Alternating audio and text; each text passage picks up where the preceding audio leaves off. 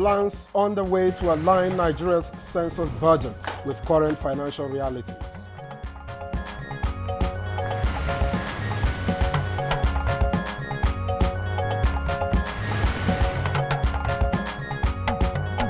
"10,000 frontline health workers in Nigeria's northeast equipped for better service delivery."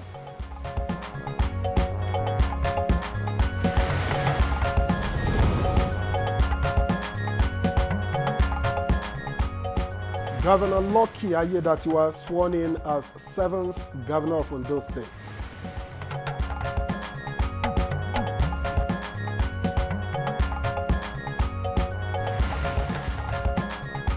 And good morning, Nigeria. Today, our focus is on bridging the consensus on the country's tax reforms.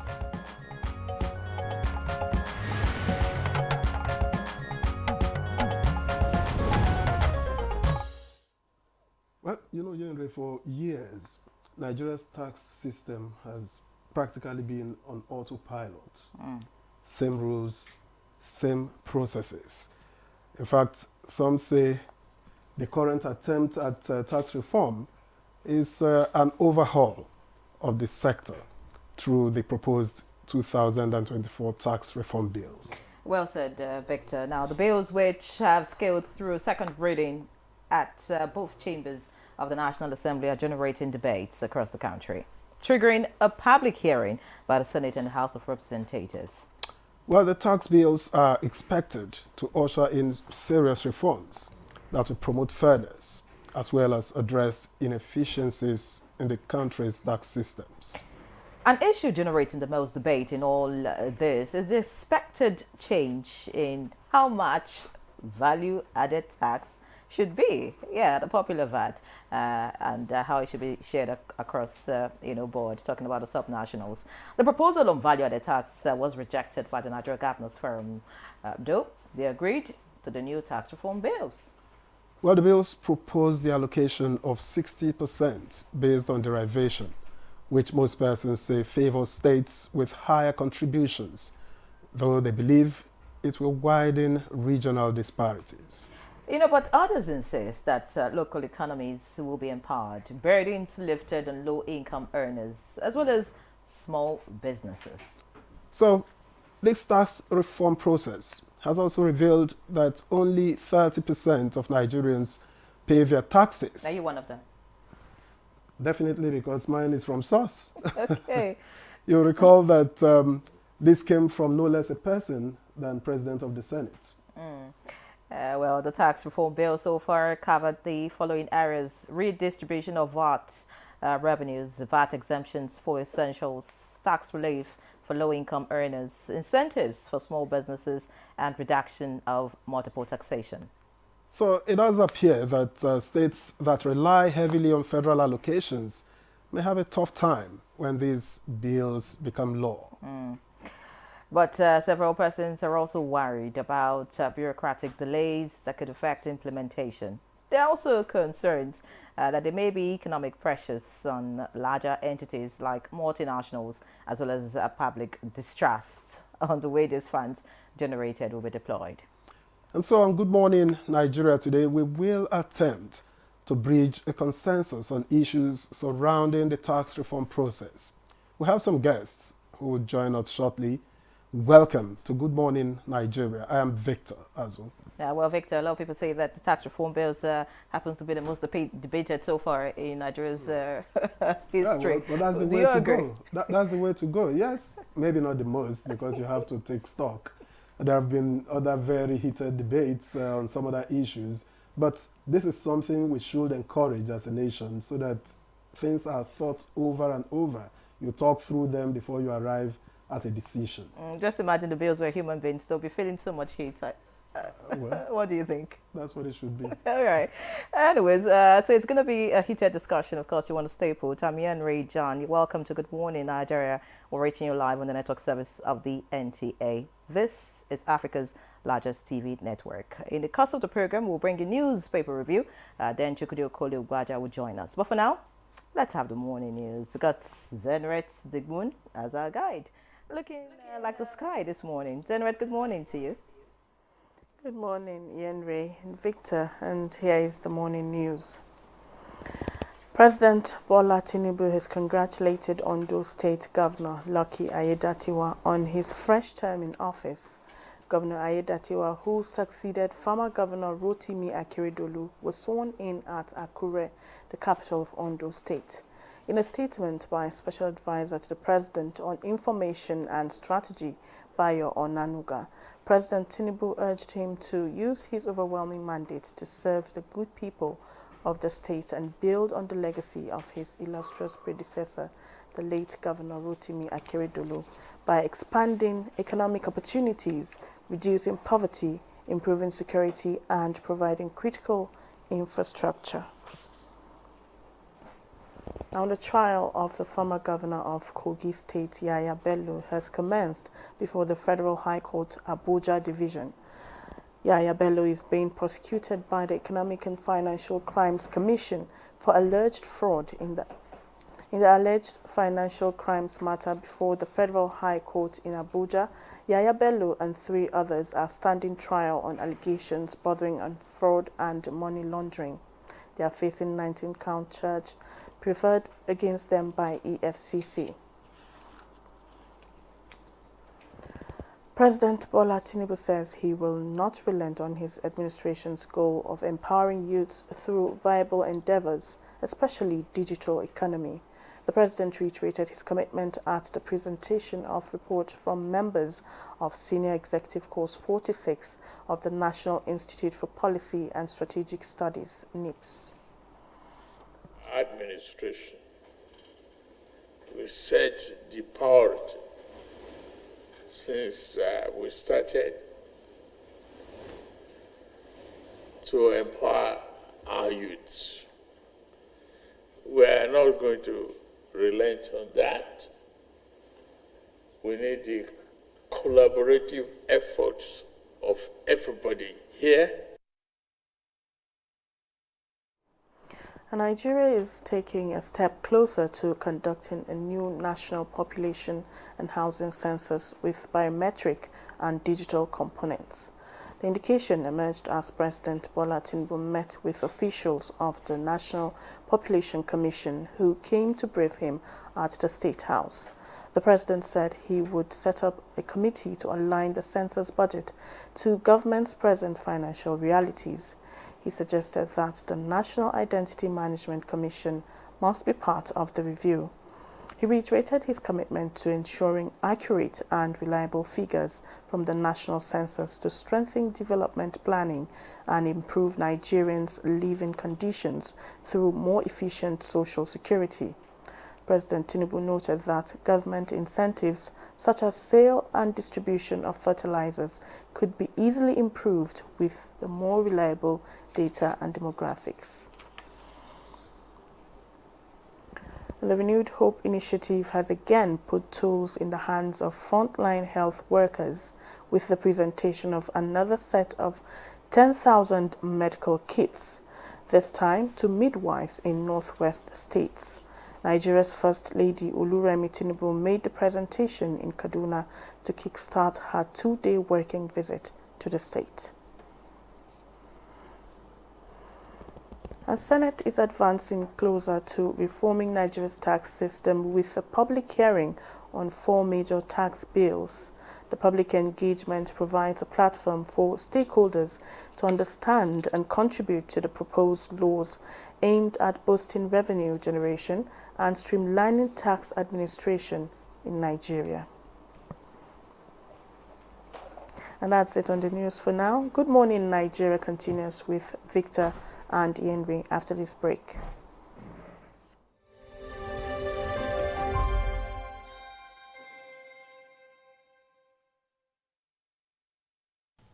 I am Oluremi Tinubu, the global and national Stop TB champion. Many people have asked why I've chosen to champion the fight against a disease like tuberculosis. My reason stems from a deep personal experience. I once had a friend who unfortunately fell ill and concealed the nature of his sickness until it was too late. Eventually, after he passed, we discovered he had tuberculosis. Sadly, due to the stigma and discrimination surrounding the disease, he would not speak up or seek for help. His death was a painful reminder that we could have intervened and saved a life if only we had known earlier. Tuberculosis is an airborne disease that primarily affects the lungs, but can also impact other parts of the body. Being airborne means anyone, regardless of their social economic status, can contract it. In Nigeria, 1 person dies of TB-related illness every 7 minutes, amounting to 206 deaths every day. Globally, 1 person succumbs to TB every 25 seconds, which is a staggering 3,456 lives lost daily. These deaths are entirely preventable because TB is curable if detected and treated early. If you or someone you know has been coughing for 2 weeks or more, coughing up blood, experiencing night sweats, or losing weight drastically, it might be TB. Please visit the nearest government hospital or primary health care center for proper diagnosis and treatment. TB treatment is free in all government and some private health facilities. Let us also remember not to stigmatize or discriminate against TB patients or those who have been treated for TB. Individuals who have been cured of TB cannot infect others. I call on all stakeholders, especially the private sector, to join us in the fight to end TB in Nigeria. Together, we can make a difference. Remember, TB anywhere is TB everywhere. End TB by 2030. Yes, we can.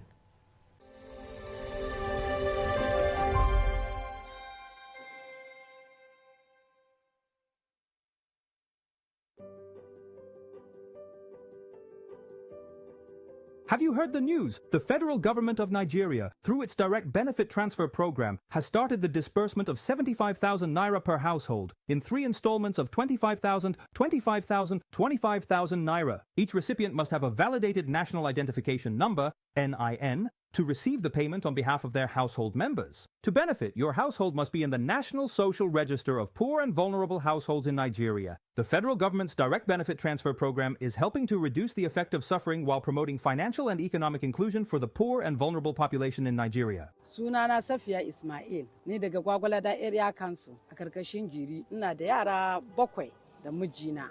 Sana'ana sadda itace. Akwai damuwomi da yawa. Rashin kudi da musanta zaka ga itace zai kare ba kudi ne zaka siya wani. An kira ni ayi Safiya Ismail nace yes, come for your benefit at Angondo do Gwagwalada. Suka bani ATM din immediately na withdraw kudi na. Amma gaskiya kudin ya zo at the right time. This message is brought to you by the Federal Ministry of Information and National Orientation, Federal Ministry of Humanitarian Affairs and Poverty Reduction, in collaboration with the National Social Investment Programs Agency, National Social Safety Nets Coordinating Office, and the National Cash Transfer Office.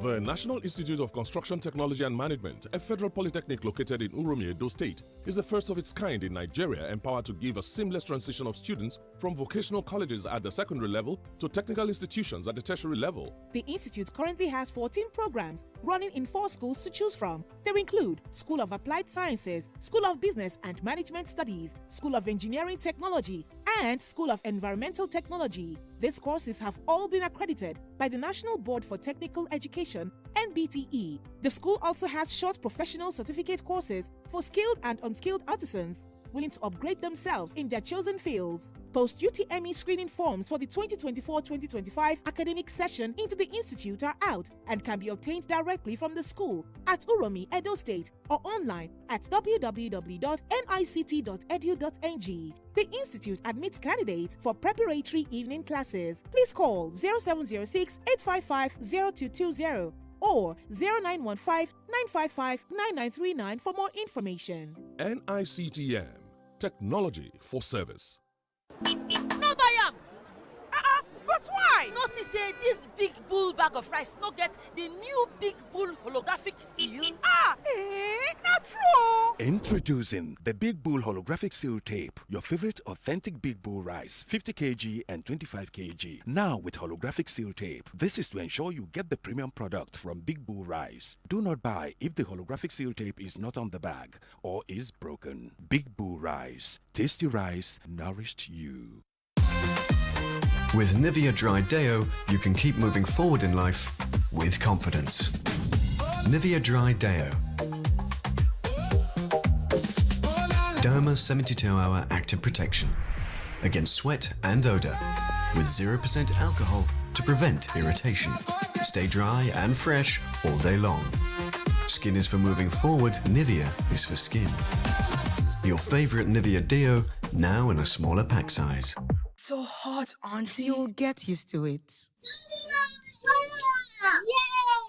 What's the big deal? It's just a cereal. Just a cereal? You're talking about something that has helped thousands of Niger farmers provide for their families for decades. And it's packed with the energy and nutrition. That's why Golden Morn is so special to us. You get it? Keep enjoying Niger's favorite breakfast cereal fortified with Grain Smart, a special combination of iron and vitamins to help your family make every day golden. I get it now. Nestle. My champs, they use energy at school. Your champs need nourishing energy. Give them the new and improved Milo at breakfast. It has nutrients that support energy release.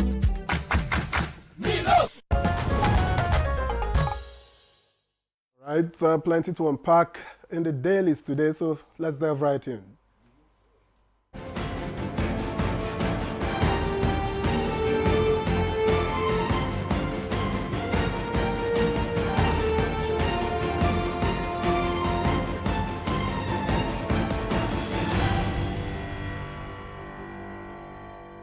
All right, according to Victor, the man to unpack all in the dailies this morning is seated right here, talking about Chukwudi Okolie Ugbaja. Good morning, Chukwudi. Good to see you. I am becoming famous in my twilight. You know, God works in mysterious ways. Don't you think so, Victor?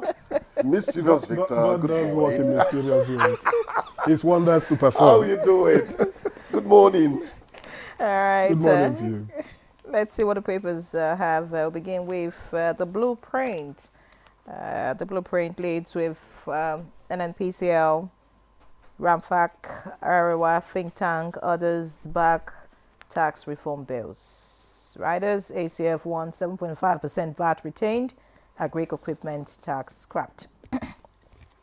Give me a workable law, Tinubu charges lawmakers, and that's on the tax reform bills. Away from that, 82 billion naira fraud, ex-governor Bello's name not on property documents. That's according to a witness, and that's on page 6. Above the masthead, Information Minister Idris' mother-in-law laid to rest in Abuja. Away from that, act decisively to end terrorism, CDS charges commanders. And below the picture story of the blueprint this morning, we have reinstated Osun local government chairman issues 72-hour ultimatum to workers. No going back, NLC replies.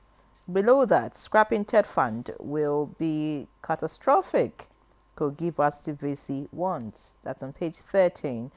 Beside that, 9 die in Ogun. Auto crash, very sad, and NDLEA flags of campaign as drug abuse hits 3 million in Northwest. Finally, on the front page of the blueprint, recapitalize FMBN. 150 billion naira allocation to MOFI misplaced. Ex-Raiden boss tells federal government. That's on page 19. If you want to find out all the details, pick up a copy of the blueprint. Let's see the Daily Trust now. The Daily Trust leads with opponents dissect Tinubu's tax reform bills. ACF submits memoranda will be thorough, according to Akpabio. Above that, Customs withdraws 4% import charges. That's on page 19. Tinubu to set up committee on census. That's on page 6. And on page 10, you can read up NNPP. That's the kicker. Kwankoso's faction. Rum differ over suspension. All right, let's look below that. Below the picture story, of course, the picture story is on the public hearing on tax reform bills of the National Assembly yesterday. And we have Tinubu North National Assembly dropped me as minister. That's according to El Rufai. Tenant beats up landlord over house rent. Interesting. Page 16 has that. Drug abuse, domestic violence on increase in Northwest, according to Speaker. And finally, 9 killed, 3 injured in Lagos-Ibadan road crash. Victor. Thank you, Ian Ray. Well, I have the leadership here with me, and it leads with this headline. NEC meeting, APC begins pushback against opposition coalition. Consolidates bases, decides on congresses, targets Anambra governorship seat. NMPP suspends senator fraternizing with Ganduje Barau. All right, and just above the nameplate, Tinubu didn't want me in his cabinet. That's attributed to El Rufai, page 7. And Ayedatiwa sworn in as 7th Ondo governor. That one is on page 17. And below the masthead, fuel scarcity looms as marketers threaten nationwide strike. Give FG 7-day ultimatum. That story is on page 7. And to the right, you have the stories in small boxes. Again, multi-choice increases subscription rates for DSTV Go TV. To get details of the new rates, go to page 22. And Bereketa Radio's Ahmed Issa to honor Senate invitation, page 16. And finally, Pa Adebanjo for burial, May 3, page 17. Chukwudi. Some of us are still annoyed with Ikemba Nnewi, Chief Odumegwu Ojukwu, for not writing a full book. The pamphlet he wrote is a little more than a pamphlet. He called Because I was involved. Because I'm involved. That's not appetizing enough. Because I'm involved in this multi-choice thing you just read, increasing it to where? I can't cope with the current, that's not even up to three months, and you're telling me that I am visibly angry. Maybe you shouldn't have read it. I am Where too. are they taking the subscription rates to? I am too, but you have a choice. Because What it's multi-choice. choice do you have? What to choice? not subscribe. And then, what do you fall back on? Wait. What else? Wait, Victor. Whatever else. Victor. You can fall back on. Victor. It's a private entity. Victor. It's a private We're entity. not just journalists. We are also media people generally. Information at a point becomes a right. Exactly. And all the platforms are supplied to make them work so that the citizenry can step into the next century feeling like improved human beings. I think we should follow the proper, line of action. Let's work more on why is there no competition? Why is there? Because if there is competition, then they will have something to chew on. They will have something to worry about. I know what you mean. Monopoly, this is what you get with a monopoly. I think I have an idea why the competition doesn't seem to be there. We're not talking about Toro and Penny to do what multi-choice provides. That's the truth. Anyway, I hope my anger showed enough. I'm asking, is El Rufai becoming 2027 phobic? He's beginning to talk of late and all that. The way politics goes in Nigeria, everything we are hearing is heading towards 2027. And we are saying that governance has not had a full showing, there in the village square. Let's call Nigeria a village. For them to now start doing things that tend to distract. It's about relevance in 2027. The way it is going, El Rufai would seem to be feeling that he's on the sidelines and he wants to get in there. However they handle it, when they said they dropped him out of security reasons, nobody told us what the security reasons were.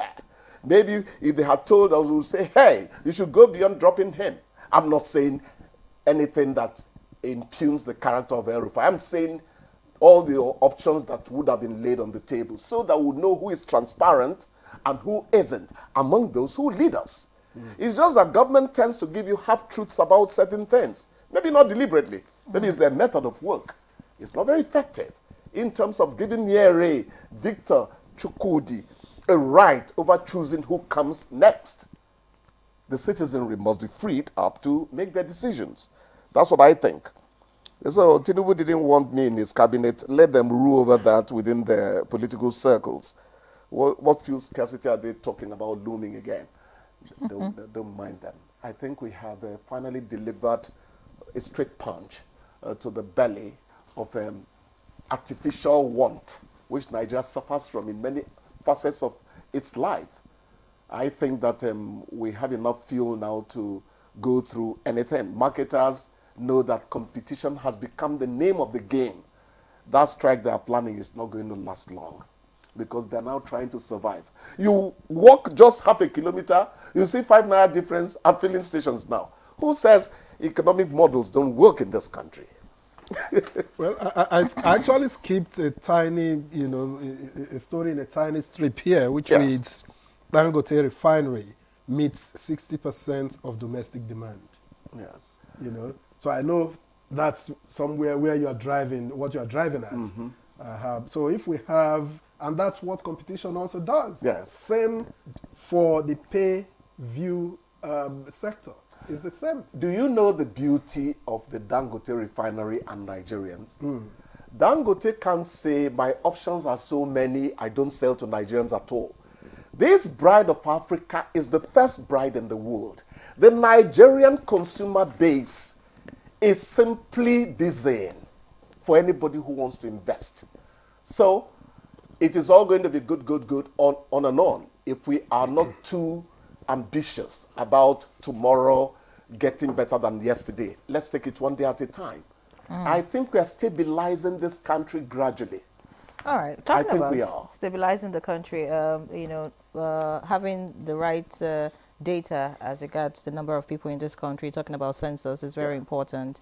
And now President Bola Tinubu has set up a committee to align the census budget to the government's present financial realities.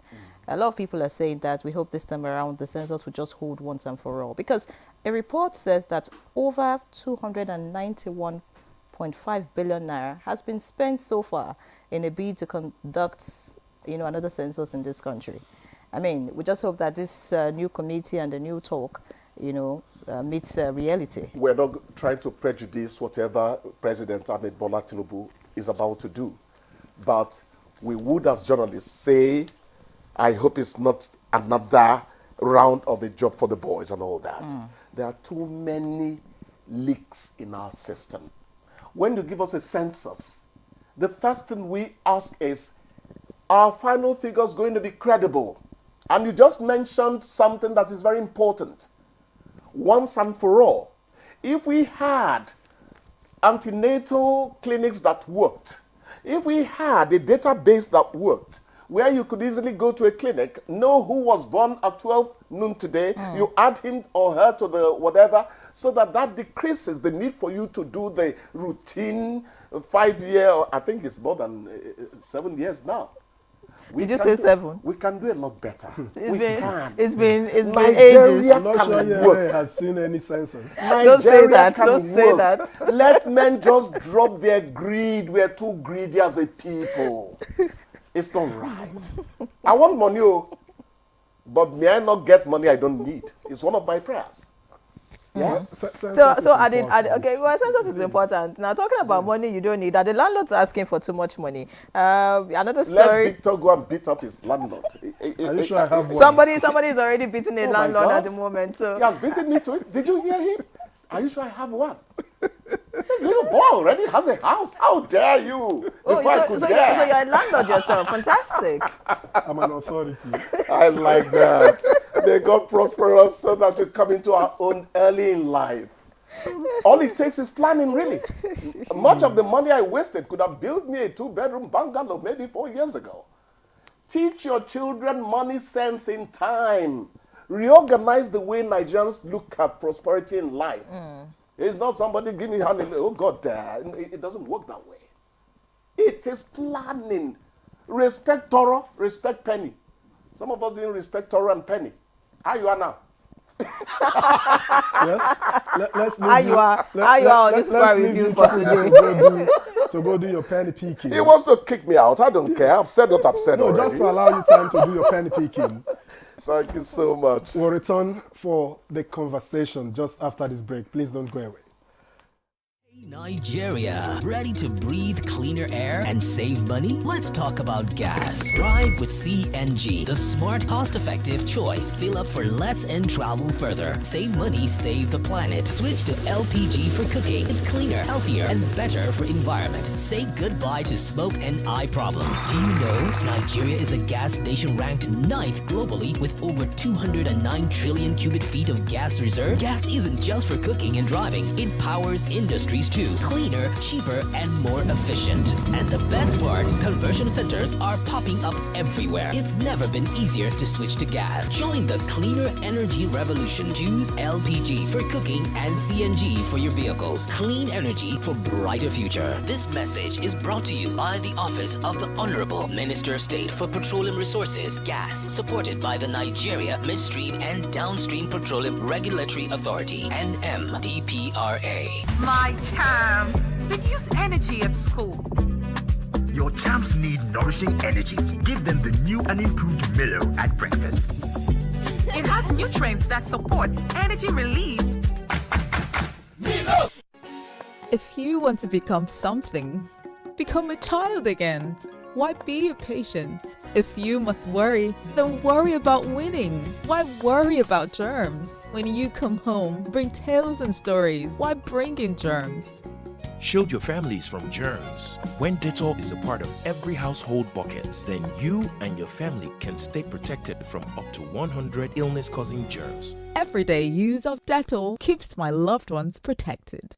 The Nigeria Coat of Arms is the official seal that represents the authority of the Federal Republic of Nigeria, hung on the wall behind the seat of the principal officer of the government, supported by the portrait of the serving president of the Federal Republic of Nigeria. It has 7 features. The black shield stands for Good Earth of Nigeria. The silver wavy band stands for the confluence of rivers Niger and Benue. The 2 white horses stands for dignity. The yellow flora is a common wildflower throughout Nigeria. The red eagle stands for strength. The wreath is in our national colors of green, white, green. The motto, unity and faith, peace and progress, is written on a beautiful yellow ribbon, and it's a maxim for all Nigerians. Be a real Nigerian. The counsel of our fathers. My advice to these young people is please do not take us back to those harrowing days. You probably do not know what it is. Nigerian youths, let's build our nation together.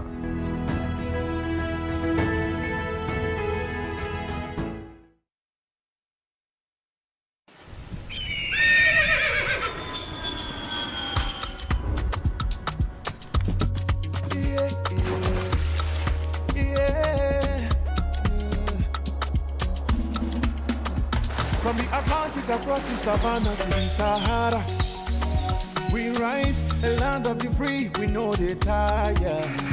We dream great, our spirit is undying. Resilient, rooted like palm tree, we sway in colors, with undying demand. We make solutions, we ignite passion, yeah. Ethnicity is unique, we are more than just a nation. We are Nigeria, strengthened in unity. We know they carry lives. We are Nigeria, together live the dream of a land with great destiny. We are Nigeria.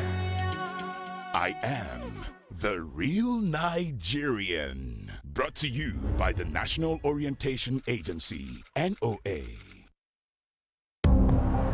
Nigeria is perched on a treasure trove of solid minerals. Gold, coal, tantalum, tin. But none is more critical to our future, or the world's future, like lithium. Let's talk about illegal mining operations. What is our strategy?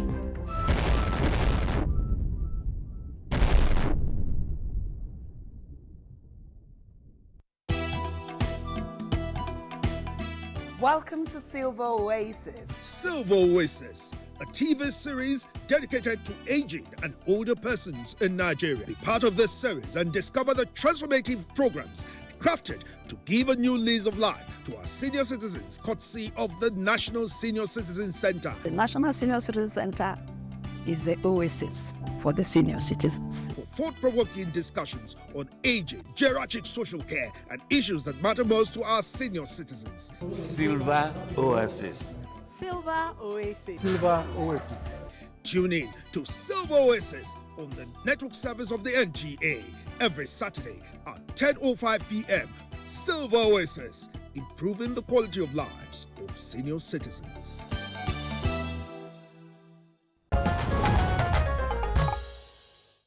You're watching Good Morning Nigeria live on the network service of the NTA. And just before we bring in our panel of guests to dissect our topic this morning, which is on bridging a consensus on tax reforms, let's take a look at this background report put together by our correspondent Oyeyemi Ajayi. The tax reform bills were drafted by the Presidential Committee on Tax Reforms and Fiscal Policy with the aim to overhaul Nigeria's existing tax laws. Since its proposal, the bills have faced opposition, though some have suggested wider consultation, especially the Nigeria Governors Forum, which endorsed a revised value-added tax sharing formula different from what was proposed in the tax bills. The reform believes the new formula will ensure equitable distribution of Nigeria's resources. The bill is expected to elevate Nigeria to the level of advanced economies, ensuring adequate funding for infrastructure, education, agriculture, and some sectors of the economy. This informs the two-day public hearing on proposed tax reform bills by the Senate, bringing together key stakeholders from the nation's economic and financial sectors, while assuring that the National Assembly will produce tax administration legislation that will be accepted to Nigerians. Chairman of the Senate Committee on Finance, Senator Sani Musa, assured that the process would be transparent and guided by national interest, while stressing that the hearing is to review and reform the country's tax laws to align the current economic realities. The reforms are said to be designed to ensure equity, fairness and inclusivity, while eliminating inefficiencies in existing tax policies. He urged all stakeholders and the general public to actively participate in the discussions, emphasizing the importance of collective contributions in shaping a tax system that fosters economic growth and national prosperity. Now, can there indeed be a general consensus on the tax reforms bill despite a series of reservations expressed at different fora? How favorable will it be to the main man on the street, especially low-income and small business owners? Our guests will be responding to these issues and more shortly. All right, many thanks, Oyeyemi Ajayi, for that background report. Now, to begin our conversation on the tax reform bills, let me begin by introducing our guests here in the studio. And I have Representative Francis Ejirogene Waive, Chairman, House Committee on Rules and Business. A pleasure to welcome you to Good Morning Nigeria. My pleasure once again. All right, also joining us for this conversation is Dr. Kennedy Iwundo, an Associate Professor of Forensic Accounting. He's also a former, the immediate past chairman actually, of the Chartered Institute of Taxation of Nigeria, Abuja District. Thank you for having me. Congratulations and thank you for joining us. The last time that wasn't your designation. Yeah. All right, gentlemen, many thanks for joining us. Also joining us for the conversation, but in our Kano studio is Sheikh Kamaluddin Al-Khali, former Assistant Director, Federal Inland Revenue Service, FIRS. Many thanks for joining us. Thank you very much. Good morning there in the studio. Good morning, Nigerians, on Good Morning Nigeria program. Thank you. All right. For some reasons, I would like to start from Kano because the tax reform bills promise fairness and efficiency. So from what you know while in service and what you are seeing now, what specific inefficiencies would you say the tax bills are addressing?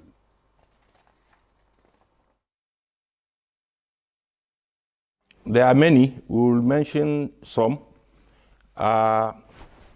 Some of them, In fact, the key among them is the issue of Stamp Duties Act. I mentioned on this program in August 2023 and November also 2023 that the law is obsolete. It is a 1939 act, and the act was still carrying issues of 26 kobo, 30 kobo, like that. But completely the committee has put aside that law, and there is a new law on stamp duties. That is something that is commendable. And there are some clashes in the tax laws, or there are some provisions that have long been overdue for amendments, which the committee has worked tirelessly on, and the bill has addressed issues like the minimum tax issue on companies that are making losses. It is very unfair that if the Nigerian government is a partner in every business, unwanted partner anyway, that when you make your profits, the government will come and share in your profit in the name of tax. Then when you make losses, the government, I expect, should also share in the pain of the losses of businesses. So by removing minimum tax on companies that have made losses, that is a giant leap, and is commendable also. And then for people who suffer injury in the course of work, or whatever sort of injury, if they receive compensation by way of that injury, up to 50 million naira compensation for injury, for libel, whatever, then they will not pay capital gains tax, which was not so before.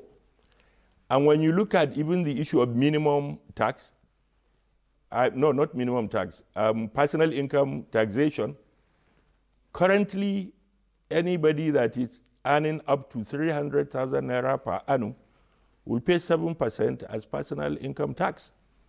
But with the bills, if the bills get scales through the National Assembly and it becomes act, now even with an income of 800,000 naira, you pay 0 personal income tax. So that suggests that even people who earn minimum tax, minimum pay, will not pay personal income tax on that. And then the issue of electronic levy that is charged and shared and collected by the federal government, now it will be shared to states. Then there is issue of multiplicity of taxes. That in Nigeria now, you have over 200 taxes, about 65 official or legal. It's too much on businesses. So the bill now addresses that. Now you have 10 or less number of taxes that the people will have to deal with. It's also commendable. And then the simplification of the tax laws, and then unification. Now you have all the tax laws in one book and simplified. In fact, the committee is now set to even interpret the laws in the major languages of the country, so that it will get to even people who cannot speak English to understand the tax law. It is also key. So, and even the operations at the level of the FIRS is something that is, has simplified the operations. I will not forget to also mention that there is something that is really an issue of concern. That is what we call the headquarter effect. That when you talk of value-added tax, to follow the principle of ease of doing business, the companies that have branches all over suffer in making returns. It is agreed that they have to make returns in 100 different places if they have 100 different branches. But the FRS now issued a circular asking them to pay where they have their headquarters centrally. And that may be a good intention, but then when it comes to sharing what is collected in the VAT pool account, some states will take credit, will sit authoritatively on what does not belong to them. And that is the issue of Lagos State in particular, to the detriment of the other 35 states and Abuja. So because of that, the bill has come up with an issue of electronic fiscalization system. A very good idea. How the workings of that system is what is worrisome. Will it work? Who is going to develop the software package? Who is the vendor? Can he be trusted? Who will operate the machines? Who will supply the machines? What machines, what equipment will be even used is questionable. Because even when I heard Mr. Tayo Oyedele talking about the equipment that will be used, he was talking of maybe, whether it is FRS that will supply or it is the government that will supply, and what equipment they are going to use. Is it the POS machine or something like it, or is it the INEC Beaver with its attendant problems? That is not clear. But if the fiscalization will actually work, it will help a lot in doing justice. So for me, the bills have addressed a lot of issues positively, but the government and the members of the Presidential Committee on Fiscal Policy and Tax Reforms should be courageous enough to take inputs from Nigerians, especially from tax experts, and then make necessary amendments. So that is my take on this. Thank you very much, Sheikh Alkali, for your opening comments. You have raised a lot of questions there, and of course you have talked about the positives of these bills. Let's come back here in the studio and speak with Honorable Francis Uwaive, who is the Chairman House Committee on Rules and Business, and of course is part of the public hearing currently going on. I mean, it was debated at the House of Representatives. Yeah. I mean, you did a lot of work. We did see you and all of that, and then your colleagues, all of that. There are so many contentious clauses, you know, about this bills, if you like. Speak to us about, you know, the position of the National Assembly, or if you like, your own position about these bills. First, I would say that there are not many contentious the VAT clauses. The VAT is a contentious clause. I'll give you the revenue derivation formula is another one. No, the discretionary powers of the president. Yes. Clause 75 is also another one. Yeah, if you look at the total number of clauses in the bills, there are 4 of them. And then you do a ratio analysis with the ones they are talking about. You know that it's just a few clauses, because we are talking of hundreds of clauses this time. But just maybe 4 or 5 that is raising the whole of this dust. But thankfully, they have been addressed. And at the public hearing, memoranda will be accepted from members of the public, rural and in writing, in these areas like the VAT, the presidential powers. You talked about the discretionary and all of that. The CIT. Yeah, all of that will be addressed. It's expected that the position of the governors, for instance, will be presented during the public hearing, and all that will be looked into. There's already a national consensus, as it were, on the VAT, and once that is presented, I think the necessary amendments will be made, and we're going to run with the VAT reform bills. The VAT reform bills, everyone has come to a conclusion that they are very necessary, and they are well written, and they are written for the good of our country. Those areas where we disagree, thankfully, those who penned those areas, Taiwo and Co., they've come to the point where they are reasoning with everybody. Zach, all of them, everybody believes, let's move this country forward. We can't run on archaic laws. And even on the floor, when it was debated in the House of Representatives, my colleagues who have their own opinions on some of these areas did mention those areas. So they will be taken care of. There are not that many. It's just that in these kind of things, those who are loudest appear to be many. But the noise about those few areas doesn't mean that the entire thing or most of it is controversial. No, it's just a few areas, and those areas are being addressed. And I believe by the time, for instance, there was a motion to consolidate the 4 bills before we began debate. So by the time it comes out, it will be one single document. Nigerian tax reform law, for instance, when the president would have signed. So it's something that is good for our country. Multiple taxation will be a thing of the past. The poor of the poor will no longer have to pay tax. And the distribution mechanism has been reworked by leadership, such that by the time this bill is passed, there will be little or no complaints. No law is perfect. Wherever there are complaints after passage, there's always room for amendments. So I think that the country is on the right trajectory on these tax bills. If it wasn't there, we would be going back the dark ages. But we thank God that we have a visionary president whose idea this is. And we also thank God that he is able to listen to what everyone is saying. And even in the House, I appreciate the way Mr. Speaker handled it.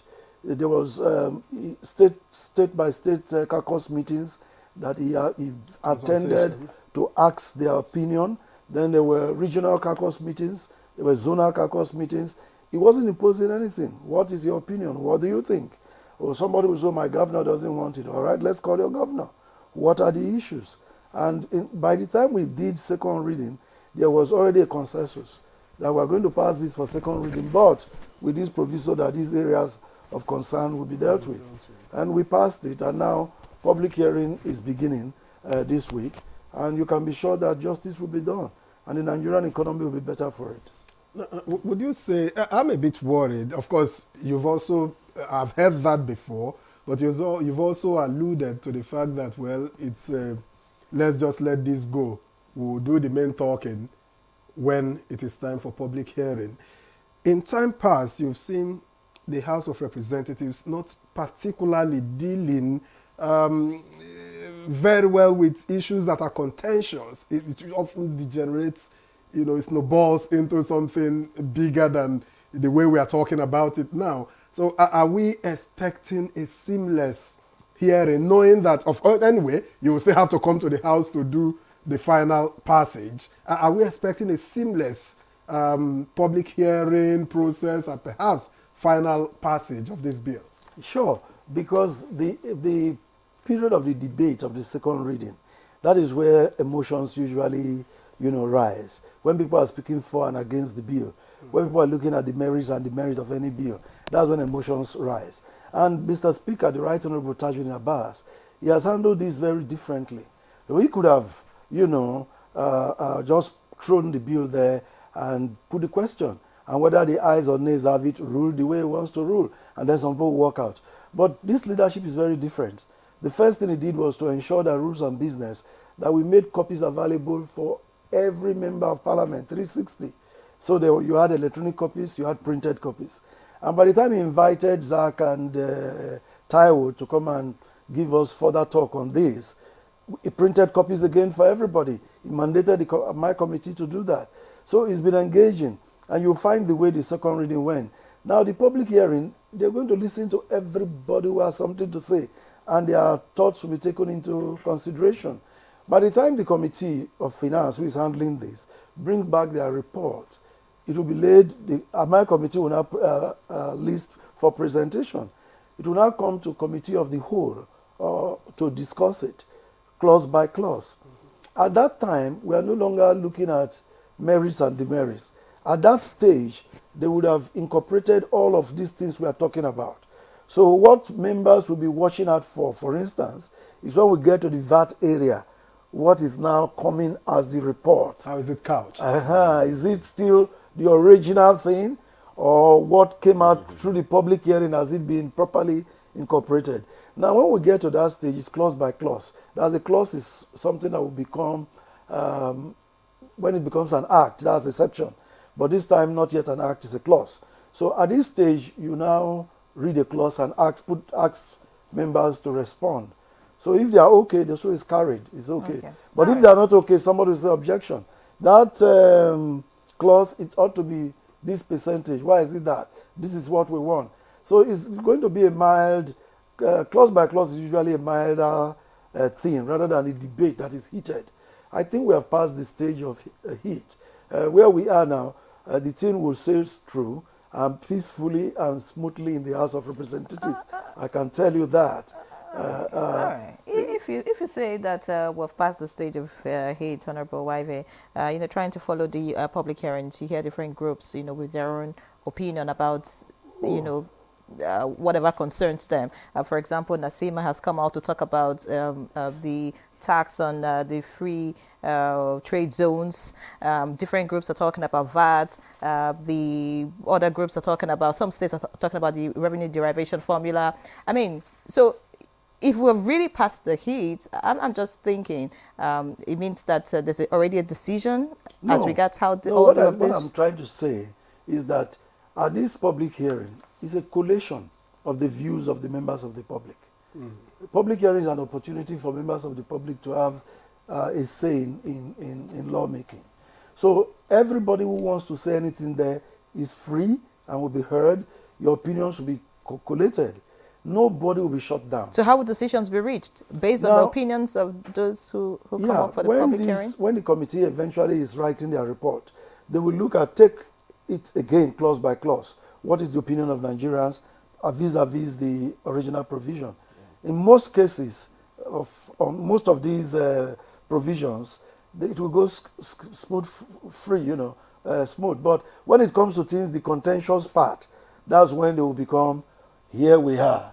What is Labour saying? What are the governors saying? What is this saying? They will now bring all of that together. If, for instance, the provision was 15% and governors are 7.5, Labour is saying 7%, another group is saying 5%. So at that point, they put it all together and there's a debate among members of the committee. One, public is not accepting government 15%, so that goes. Now you have 7.5, 7%, 3%. Somebody could move a motion that will take the average. Another person could say, no, the governor's position is better. They will debate among themselves there and agree on the one that will eventually come out. All right, that is the process. In other words, it's responsibility on those who are representatives, because people voted them as they represent us. They are going to take responsibility, take decisions on behalf of the Nigerian people. Yeah, that is what it is. That's what it should be. And that will be taking place in the Senate too. Now, we didn't do it jointly, such that by the time the two reports come out from the Senate and from the House, there can be a comparative analysis. It is the beauty of bicameral legislature. You can now see the one arm of the legislature could see what the other did not see. So there will become now a conference from both chambers to now look at this and then harmonize on a position to take. Many thanks, Honorable Waive. We'll get back to you, Dr. Iwundu. You have been, responding to all Honorable Waive has been saying. Well, I'd like to hear your view about these bills, and if you think Honorable Waive says the areas that are contentious are very few, meaning that the bills are solid. What's your view? Yeah, the areas of contention are very few, in my opinion. The bill tried to address the issue of regressive taxation. The bill is trying to put Nigeria in the path of progressive taxation. And the progressive taxation is a situation where the higher you earn an income, the higher tax you pay. In many countries, they practice what we call taxation of high net worth individuals. High net worth individuals in the sense that the rich and the super rich are the one paying the taxes for the benefit of everybody, including the poor. And that is the objective of taxation. The objective of taxation is for redistribution of income.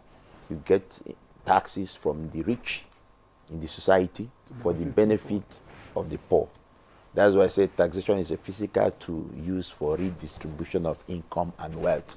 So when you get taxation from the rich, you provide free medical program, free education, which the poor people will benefit. You can see the redistribution of income.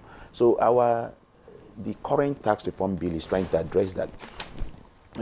We have a situation where countries in United Kingdom today, in UK, about 5% of the top taxpayers contribute to almost 80% of the entire income tax generated. Even in United States, about 10% of the top taxpayers contribute to almost 90% of total income tax generated.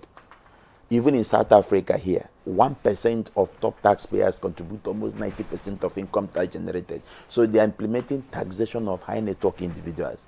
And that is exactly what we expected to implement here. But again, we need to put the bills together so that we can implement it. We have a situation where the rich here are not really paying the taxes, but those that are paying the taxes are even the middle class. If somebody will go, I could remember the situation where somebody went to buy a property worth $1 billion in the part of the country, and they asked the person to bring a tax clearance certificate, and it seemed that the person was paying 100,000 naira as income tax. So the question is that what kind of tax system are you operating that somebody who buy a property of $1 billion in a country, and you say bring your tax clearance certificate, has an income that is making him pay tax of 100,000. So this is exactly what this tax reform bill is trying to address, to make sure that Nigeria is on the path of progressive taxation. The super rich, the rich, have to pay the taxes for the benefit of the poor. I know that one of the major challenges we have in the country is implementation.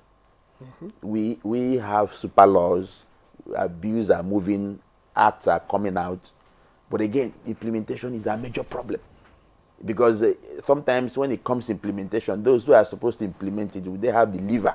Would they have what it takes to say, no, this must be in line with the laws and the spirit of the laws? But first of all, let the bills go through. Let them come as laws of the Federal Republic of Nigeria, and let us see how it can be implemented.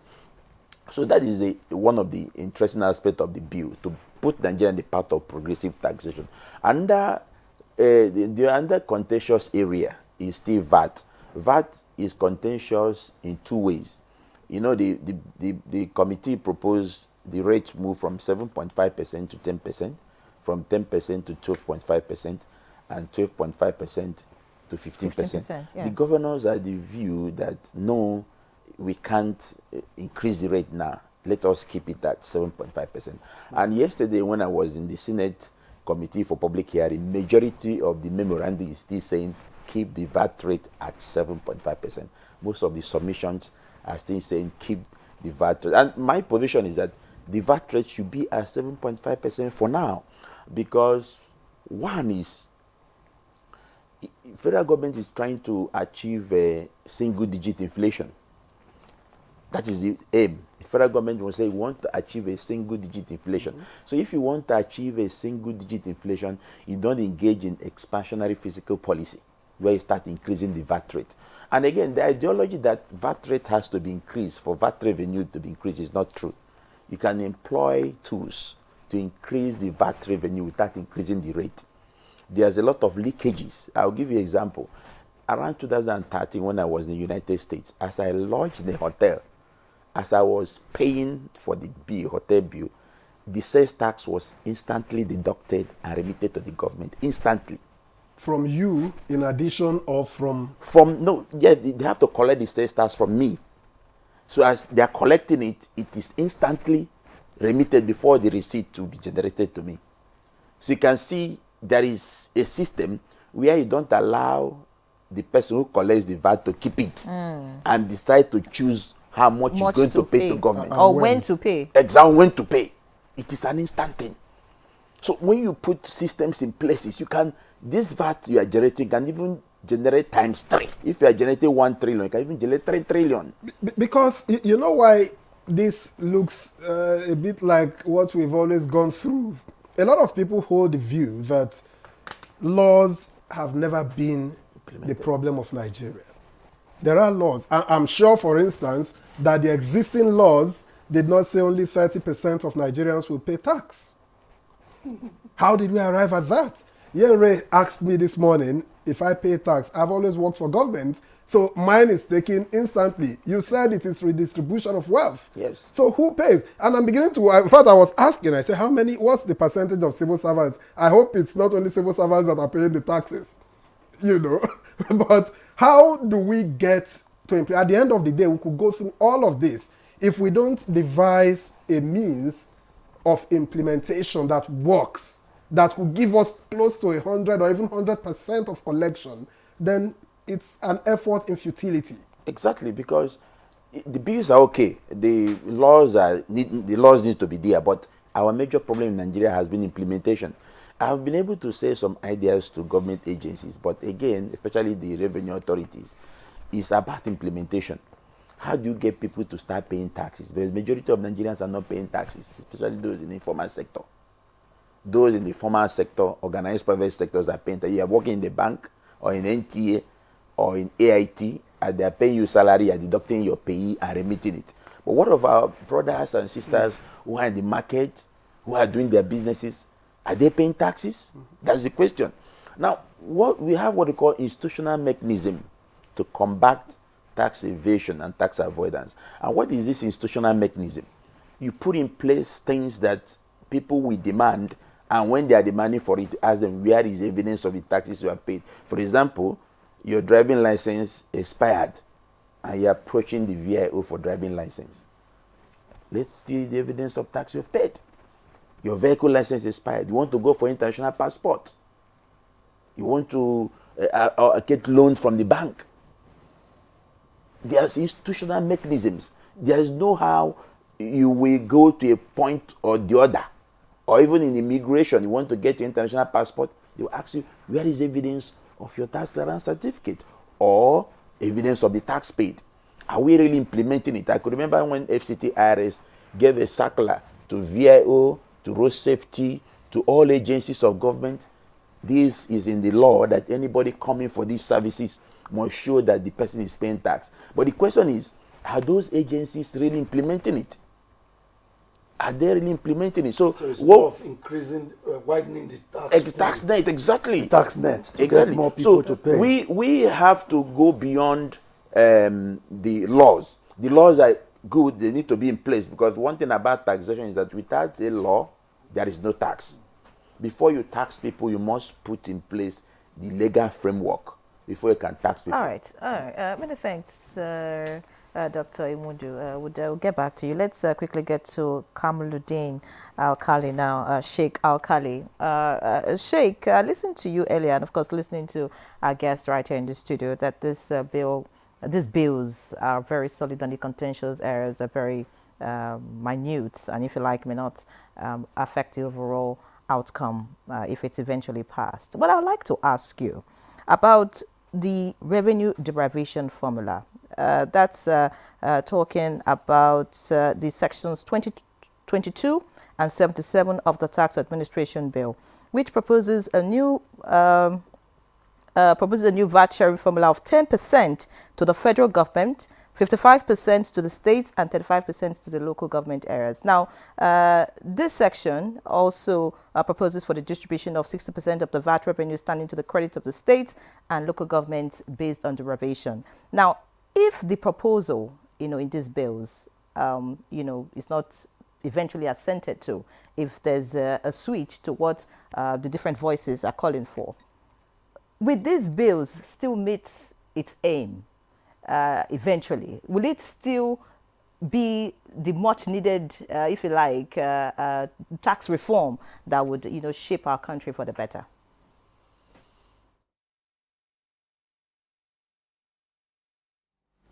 Yeah, thank you. I want to concur on the issue confirmed by my honorable member that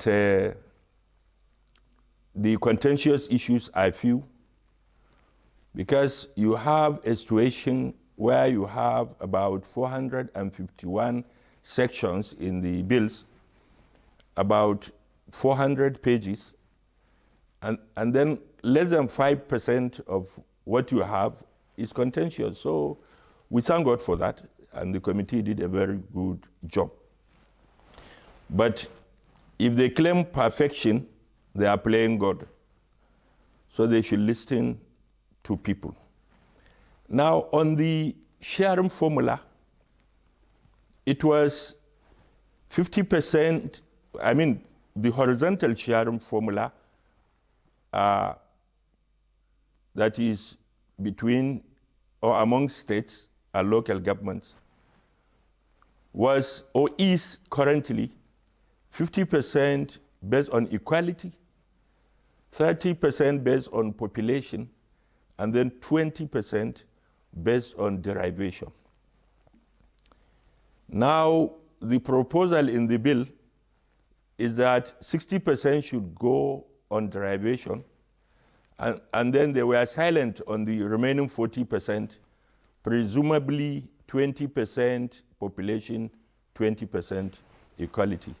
And I think there is nothing in the bills that receives so much attention and comment by Nigerians more than the issue of this 60% on derivation. Number one, derivation has not been interpreted anywhere in the Act and anywhere in the bills. And important as it is, we need to even understand what is meant by derivation. Is it point of sales or point of consumption? Because there is this issue I have been looking at.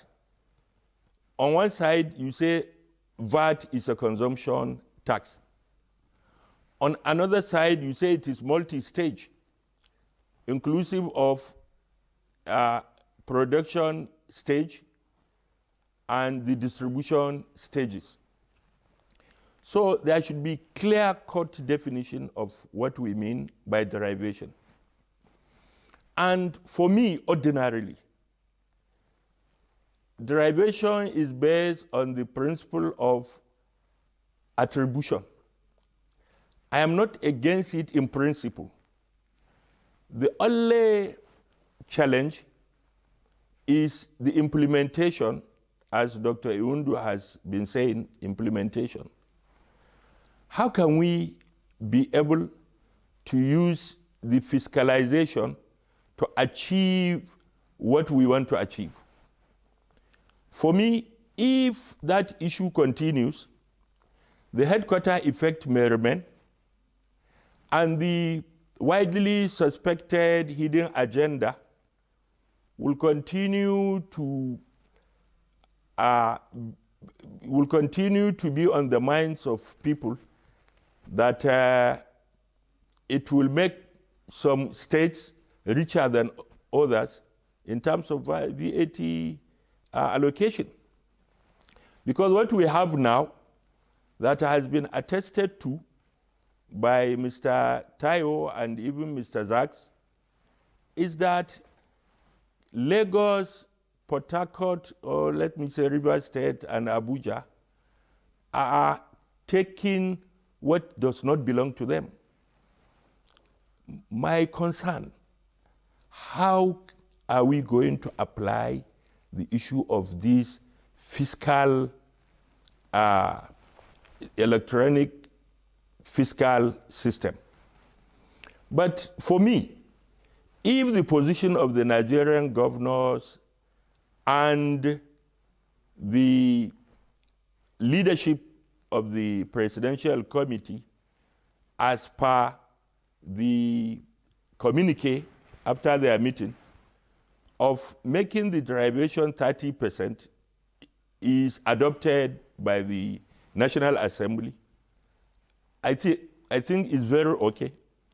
Then they will now, the Inland Revenue Service will now apply the issue of fiscalization. Let us see how it works.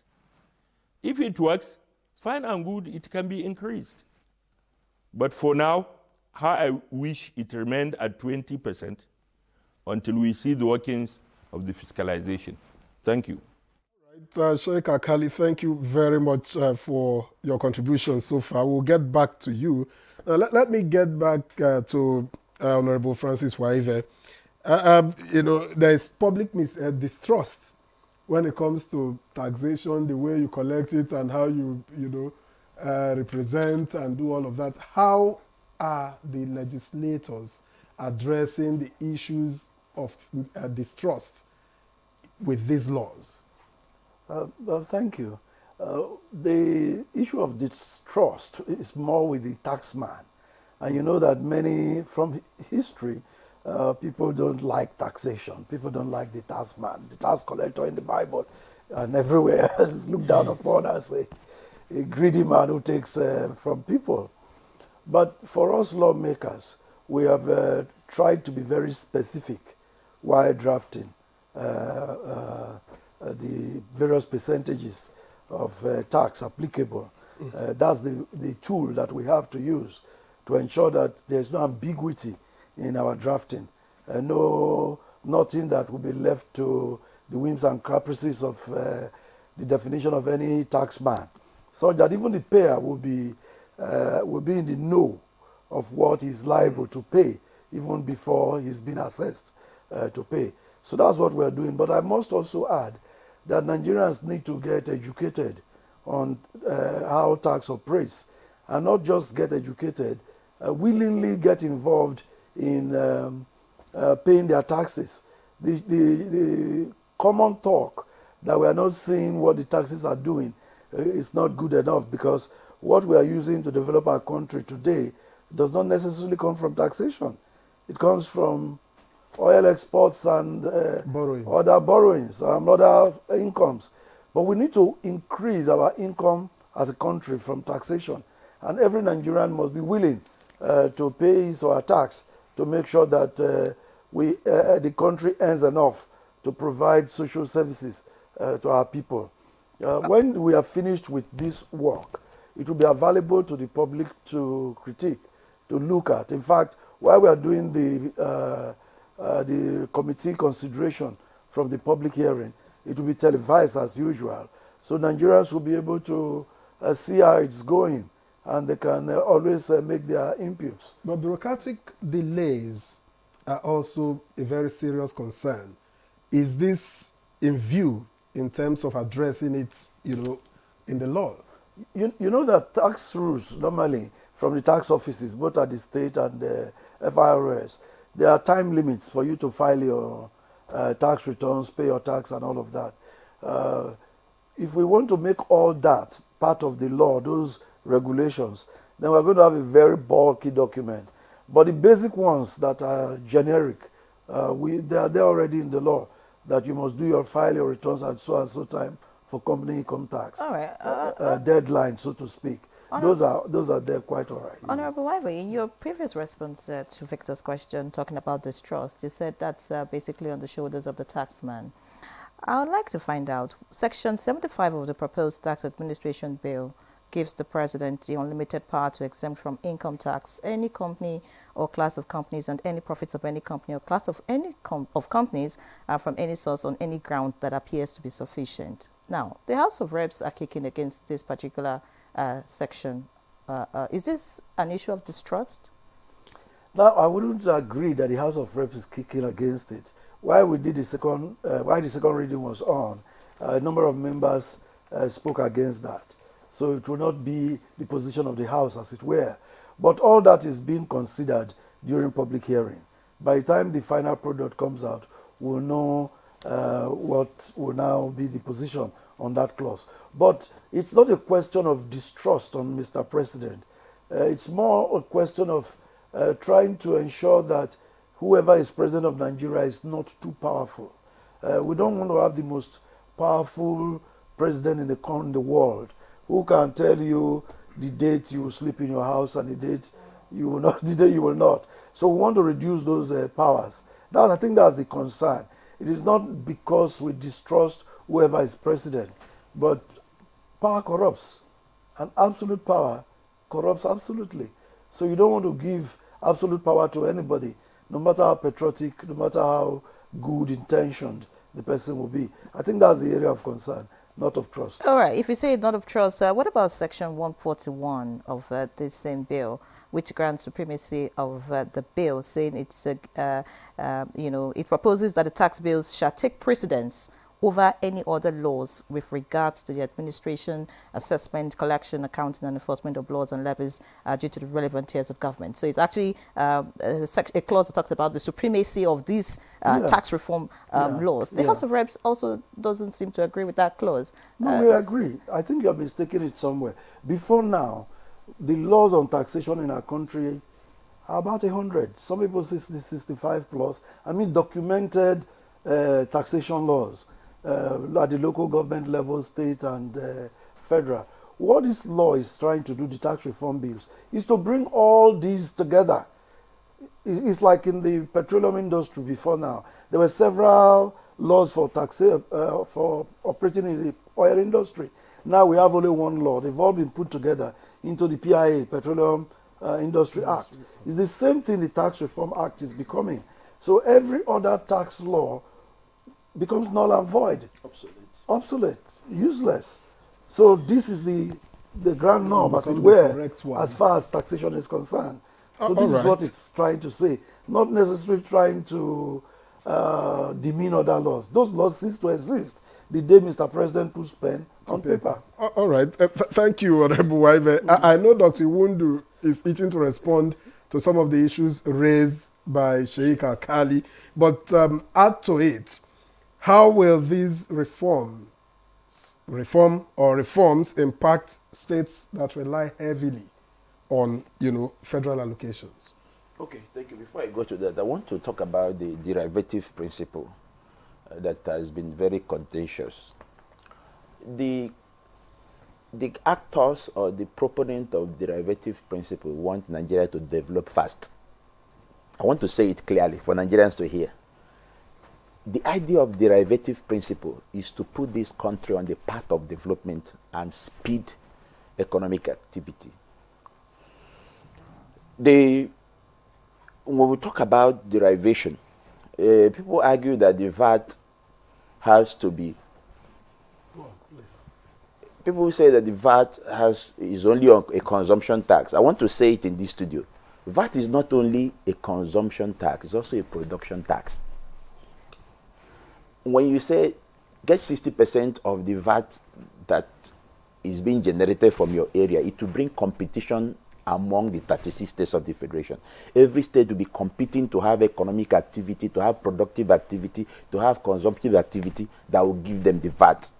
And for example, now, some part of the country has agricultural products that are not VATable.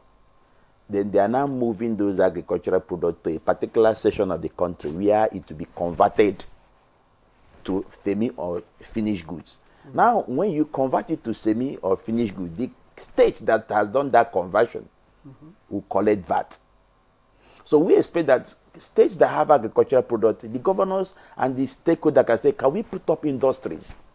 Instead of carrying tomatoes from one point to another point where it will be converted to tomato paste, we can have some agro-allied industry that can convert this thing for us and we end VAT.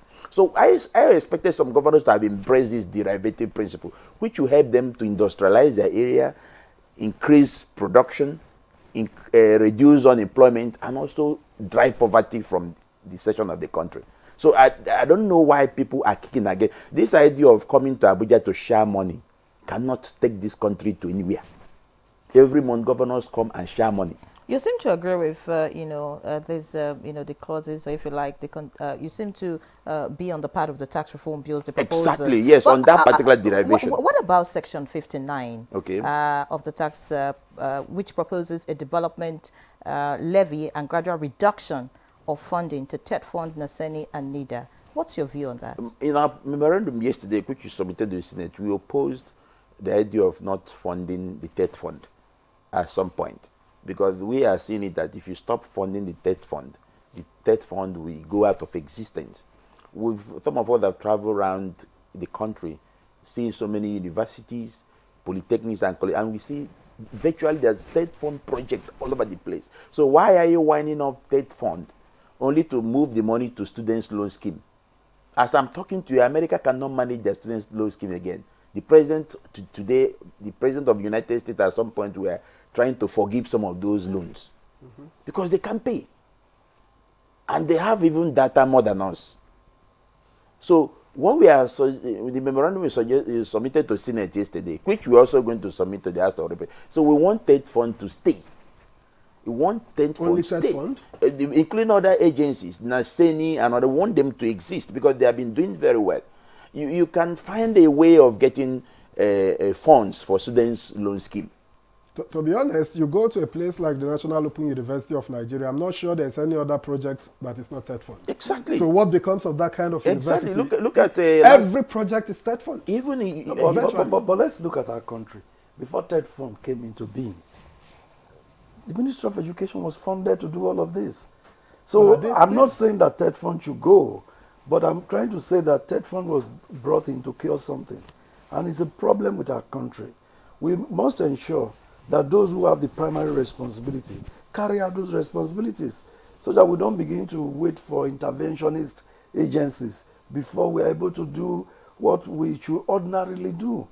That the existence of TET Fund is the testimony of the failure of government to fund education properly. And you remember that at a point, ASU keep going on strike because they will sign a deal with government on the funding of the university, and government is not doing that. So now when you have an interventionist agency like TET Fund, and if you take a track record, we're not talking about infrastructure alone. A lot of funds has gone out from TET Fund for research and development. All right. Many thanks, Dr. Iwundu. So that's like the first area you have spoken about, the bills that you seem not to be in support of. Okay, we'll get more areas. I'd like to hear your views, about the CIT, which is also another contentions, aspect of these bills. But that will be after the break. Let's take this short break now. We'll get back into the conversation. Stay with us. My champs, they use energy at school.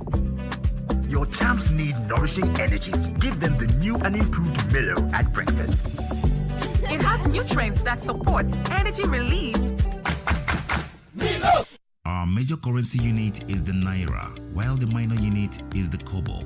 They are both in notes and coins. The Naira is more than just a medium of exchange. It bears the images of our heroes. So, stop abusing the Naira. It is a criminal offense to spray the Naira at events. Stop stepping on the Naira. It's not your enemy. Do not squeeze, ruffle, or write on the Naira. Handling the Naira with dirty or oily hands can deface the Naira. Love the Naira as you love yourself. Be a real Nigerian. Do not abuse the Naira.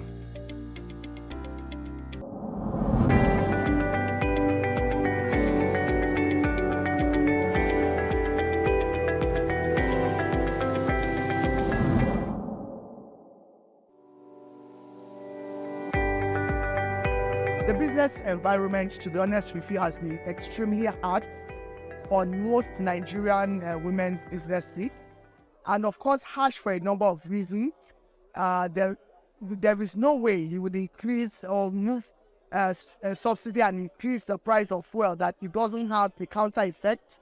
It has been very challenging for so many women. I know that a lot of them have cried in one way or the other to us to find ways of intervening. But that is not to say that it is all doom and gloom. We will still have a few percentage of women that are thriving in this economy, but we hope that we'll be able to get a larger percentage. One of the things I've seen with even our local purchases now is that people are buying more made in Nigerian options of food, of clothing, and so on and so forth than the imported. So that again is helping some of our industries thrive. Surprisingly, the telecommunications is still doing well, and the reason is very simple.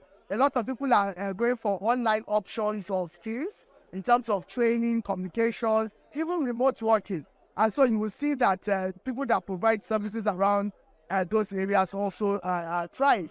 But I think at the end of the day, it's about partnerships, collaboration, and influencing power from especially the private sector and even the public sector. But we really need the public sector to drive a number of things, especially policies, because the public sector has the national spread above even whatever we can do in our own small way. What has happened over the years is that even the government, for example, is being pulled from different angles by all these stakeholders. We need to harness ourselves to have strategic focus areas, and we should all be moving in the same direction, not using a competitive approach, but a collaborative approach. Secondly, in collaboration, we need to move with large clusters of decision makers. Instead of, the process of reaching out to individuals is painstakingly long and it takes time. And so we need to engage these stakeholders on a larger platform. I think it's very important to identify where you can get help in your own little way. And one of the things I've realized is that when you operate in silo, it is difficult for you to lift yourself out of the situation. Identify ways you can do what you are doing in a simpler way. And if what you are doing is no more profitable, why not find out what can you do in the meantime that will help you? You need to think outside the box and then connect. What you can do is also identify people and become a cluster to provide a service that ordinarily you cannot do alone.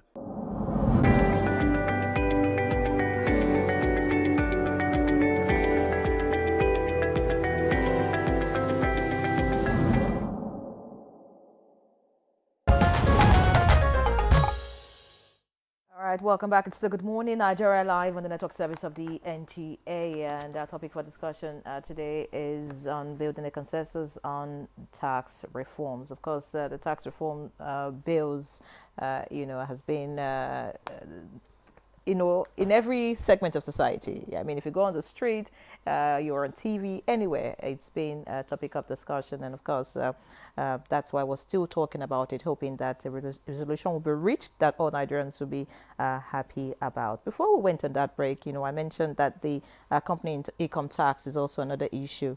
A lot of people are raising concerns about. I'd like to hear your view about that particular clause. Okay, the company income tax, the committee divided the companies into two, small and others.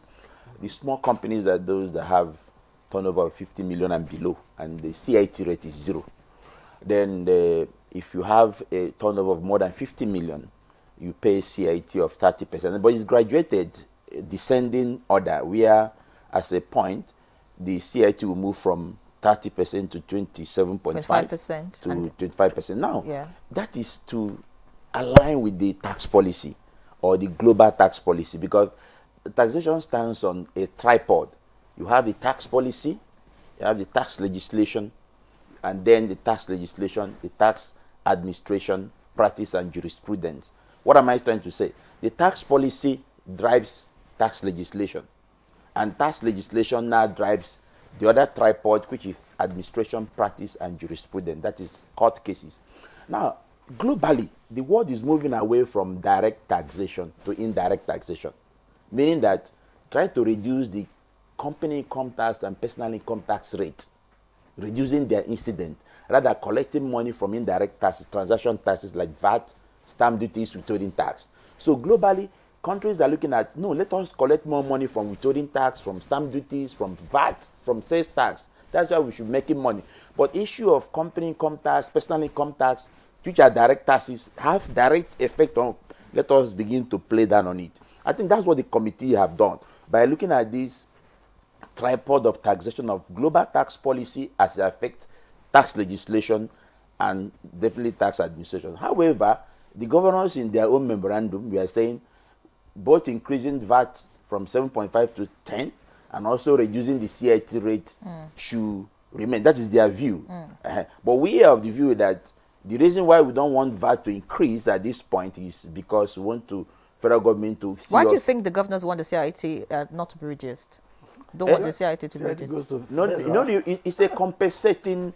Is a compensating thing. If you are not increasing the VAT rate from 7.5% to 10%, then why reducing the CIT rate?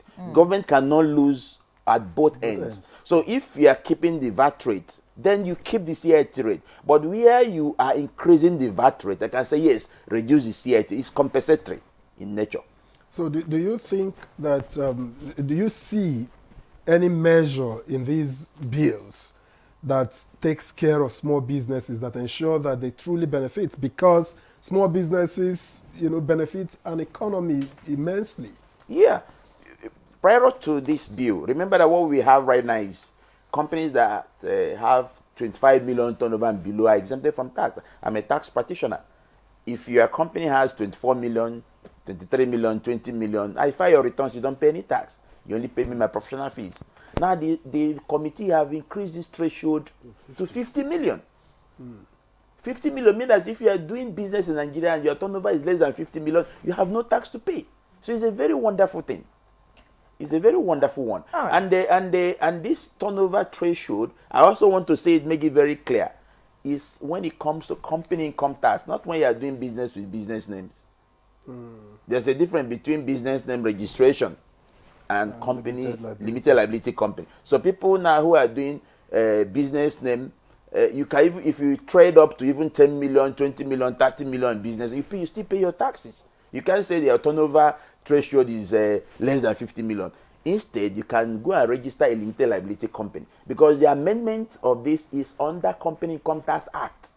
Business names are being legislated under Personal Income Tax Act. So we need to educate Nigerians very well. That education is very critical at this point. But let's get to Sheikh Alkali now to begin to round up the conversation. Listening to Honorable Waive, I mean, it's the committee that decides, what happens at the end of the day. I mean, we're done with the heat, and, tax reform bills have come to stay one way or another. I want you to speak to states at this time, especially states that are, reliant on a federal allocation. What do you think they should be doing at this point in time?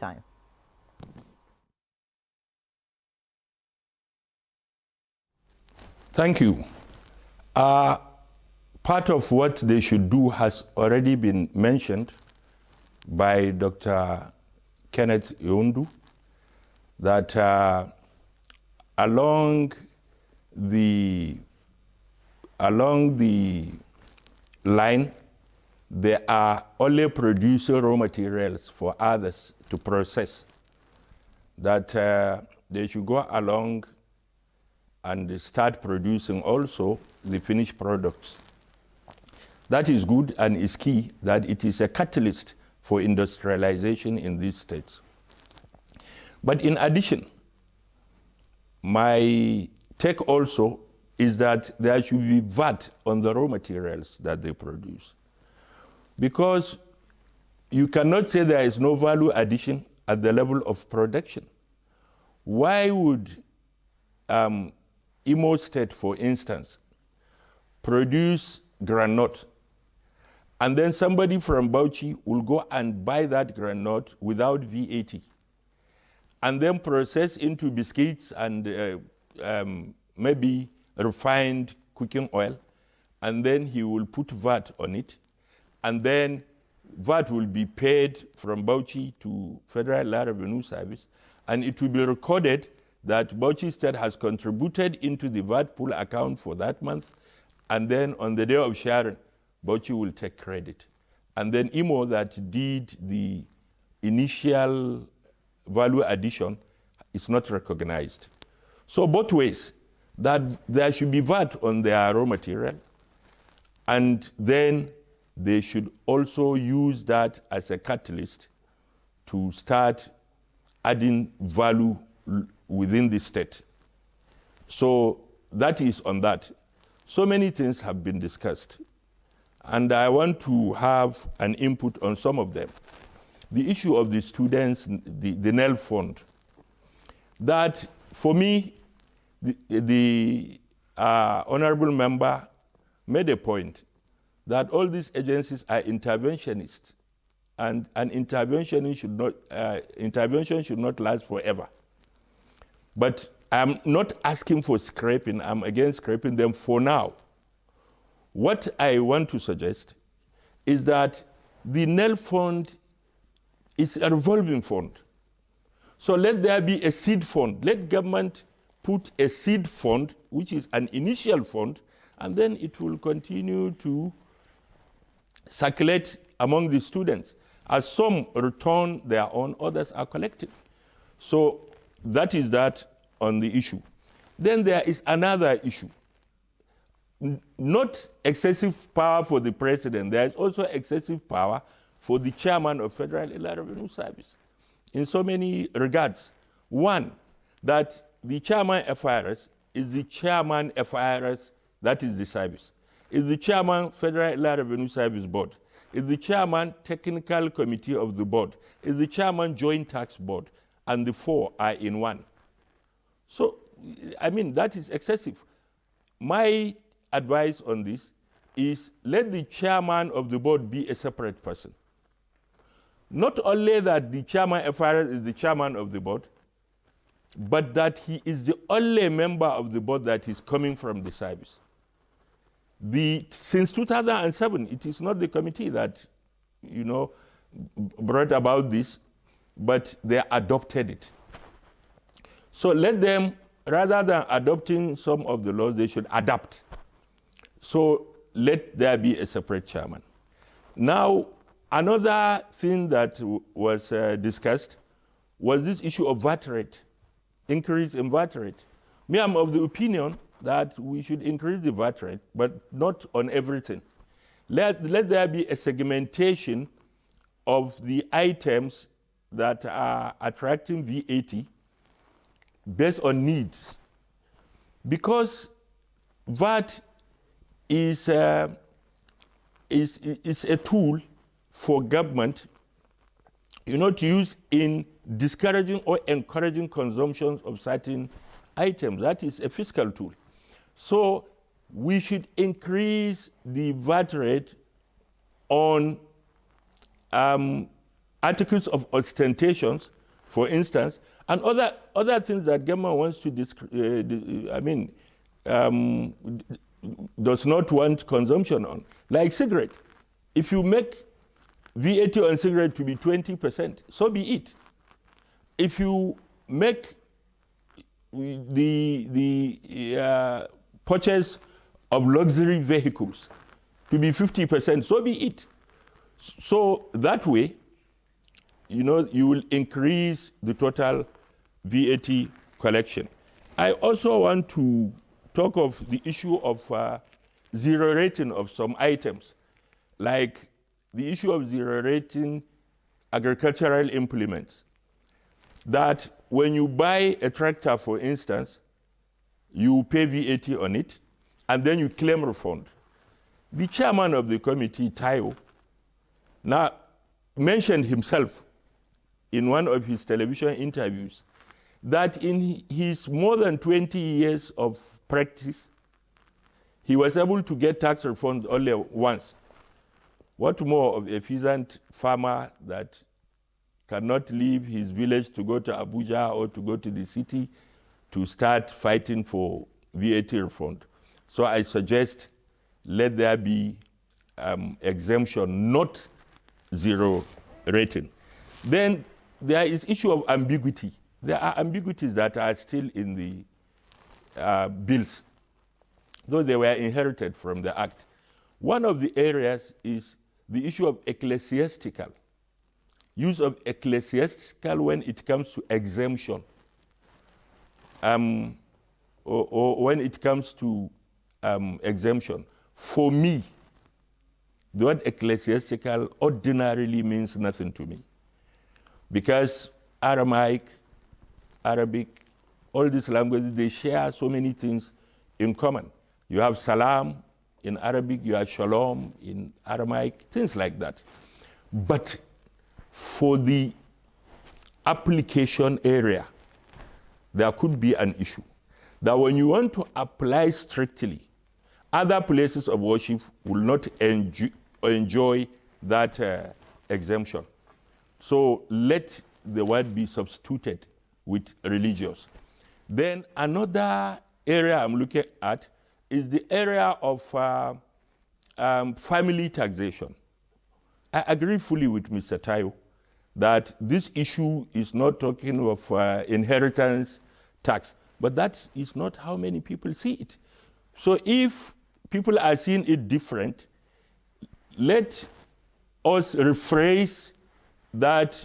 I think it's section either 3 subsection 4, something like that, or 4 subsection 3. Let's rephrase that section to clear the ambiguity. Or let there be another subsection following that will clear the ambiguity that we are not talking of inheritance tax. But I believe that section is not talking of inheritance tax. But we are not talking of Kamal, we are talking of other people. So these are some of the issues I look. But finally, there is this issue of orientation. I have been talking about it. I've been preaching orientation. That we still do not believe Nigeria is our country, that it is for us. Let there be a ministry for orientation, national orientation. Let our children begin to believe that they have no other place than Nigeria. And let us strive to leave Nigeria better than we met it. The level of suspicion is too much.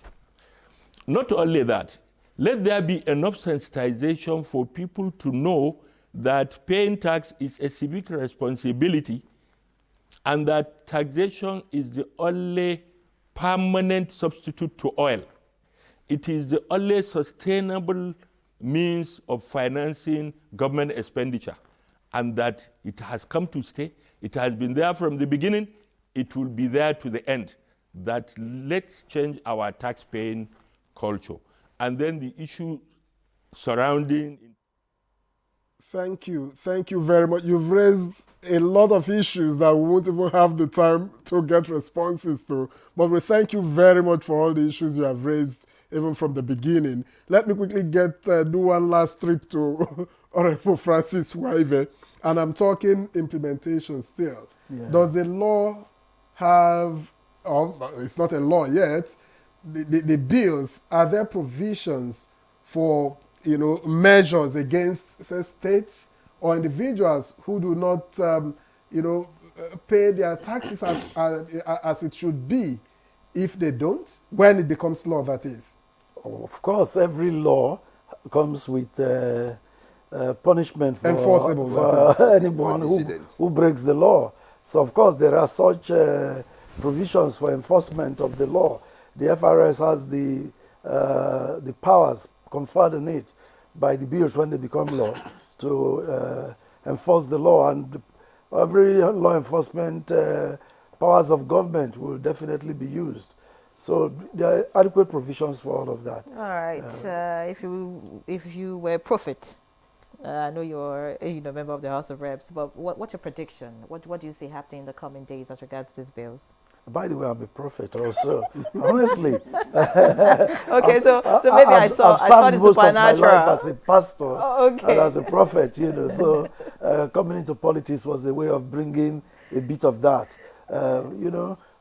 Sadly, our country is very religious, but very immoral, and some of us think we can change that. What I can see in the future is that these laws will make the ease of doing business in Nigeria something very easy. Investors will be glad.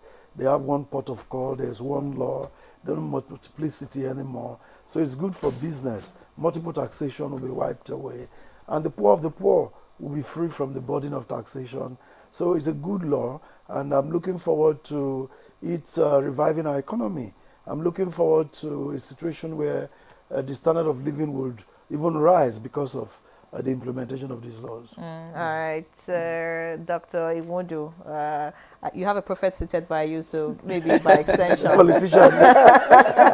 So maybe by extension, you have been able to tap from the grace of the prophet to tell us, what your projections are as regards these bills. No, the bills will be passed, and we'll have a new tax laws in place, which will put the economy in a new trajectory and also stimulate the economy.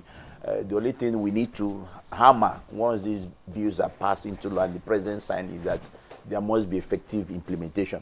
Because if you don't implement laws, it's as good as you don't have any law.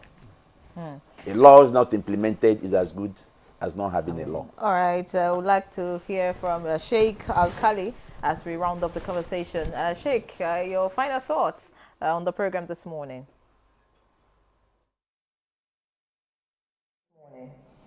Yeah.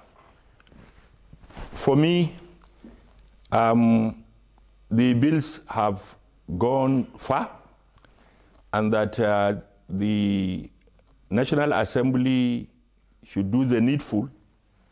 And when they do that, there will be a very good consensus of all the divides on the issue of the bills. And I believe them. I believe they will do what is needful. I pray that God will give them the wisdom to do what is right for us, so that posterity will write their names in gold. Thank you. All right, let me quickly get to, I think we have a couple of minutes left. Honorable Waive, can we expect, future amendments in the laws, or you think that, this is the definitive structure that this law could take? Every law is subject to amendment, especially when you start implementing. Take the PIA that we passed. That was our star legislation in the Ninth Assembly, that those of us who were members of the Ninth Assembly are very proud of. The operators of the law, the international oil companies and all that, they are already called us for a meeting to point out the areas they think are not favorable or good in operation. So they're putting together an amendment bill already that they are sending to us. So the same thing with the tax reform bills. We expect that in the future, as operations go on, the FIRS, Nigerian citizens, every other taxpayers, they will come up with possible amendments. And that's why we are there as lawmakers. We entertain that. Fantastic point. Many thanks. If there's a definite in law, they won't be there to make new laws, amend the laws. Globalization bring about changes. We want to retire them. No, please not. All right, we need to round up the conversation. By the way, gentlemen, we have a prophet in our midst. I'm the one collecting the offering. So what he didn't tell you is that he's also a lawyer and banker. He didn't tell you that. No, well, we take the prophet for today. I mean, next program we can take the lawyer and the banker aspect. Many thanks for joining us for the conversation, Honorable Francis Ejirogene Waive. Accountant and banker. Okay, accountant, banker, prophet. I think I should start again. Accountant, banker, prophet, Honorable Francis Ejirogene Waive. It was a pleasure to have you. Many thanks for your insights this morning. We do appreciate you sincerely. Of course, Dr. Kennedy Mudu, immediate past chairman, Chartered Institute of Taxation of Nigeria, Abuja District, and also Associate Professor Forensic Accountancy. Many thanks for joining us. Thank you. We also appreciate you. And of course, it was a pleasure to have Sheikh Kamaluddin Al-Khali, former Assistant Director, Federal Inland Revenue Service, FIRS, who joined us in our Kano studio. Many thanks for joining us, Sheikh. We appreciate you, and of course, look forward to having you some other time.